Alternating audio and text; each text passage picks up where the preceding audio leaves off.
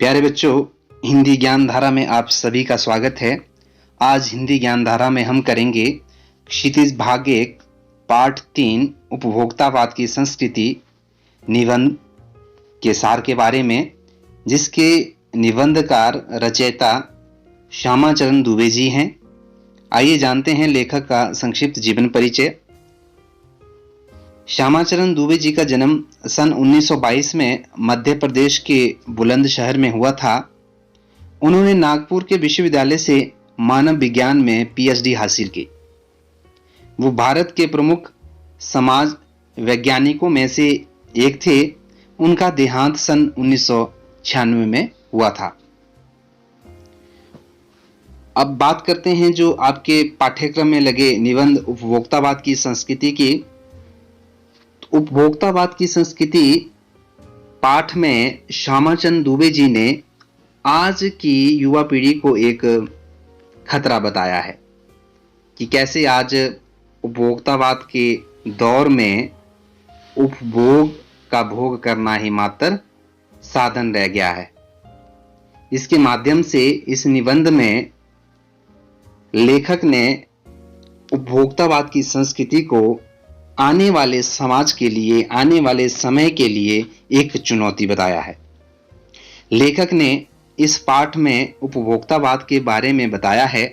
उनके अनुसार सब कुछ बदल रहा है। नई जीवन शैली आम व्यक्ति पर हावी होती जा रही है। अब उपभोग भोग ही सुख बन गया है। बाजार विलासिता की सामग्रियों से भरा पड़ा है। एक से एक बढ़कर एक टूथपेस्ट बाजार में उपलब्ध है। कोई दांतों को मोतियों जैसा बनाने की बात करते हैं, कोई मसूड़ों को मजबूत बनाने की बात करते हैं, कोई कुछ। कहने का मतलब है कि इस तरह के आजकल बहुत सारे प्रोडक्ट बाजार में उपलब्ध हो गए हैं। कोई वनस्पति और खनिज तत्वों द्वारा निर्मित है। उन्हीं के अनुसार रंग और सफाई की क्षमता वाले कपड़े भी बाजार में मौजूद हैं। पल भर में मुंह की दुर्गंध दूर करने वाले माउथ वॉश भी उपलब्ध हैं। सौंदर्य प्रावधान में तो हर एक नए उत्पाद बाजार में आपको आसानी से मिल जाते हैं।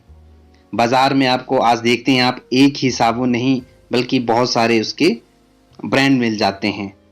कुछ शुद्ध गंगा जल से निर्मित है तो कोई सीने स्टार्ट की खूबसूरती का राज भी है। महिलाओं की ड्रेसिंग टेबल पर 30-30 हजार की सौंदर्य सामग्री आराम से मिल जाते हैं। साथ ही साथ परिधानों की दुनिया में जगह जगह बुटीक खुल गए हैं।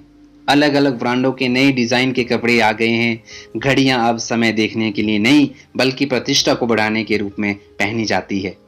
संगीत आए ना आए, म्यूजिक सिस्टम बड़ा होना चाहिए, भले ही बजाना ना आए। कंप्यूटर भी दिखावे के लिए ही खरीदा जा रहा है।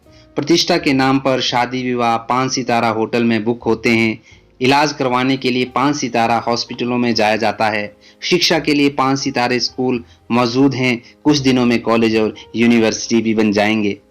अमेरिका और यूरोप में मरने से पहले ही अंतिम संस्कार के बाद का जो विश्राम का जो प्रबंध किया जाता है वो पहले ही कर लिया जाता है, जो बहुत ही हैरानी भरी बात है।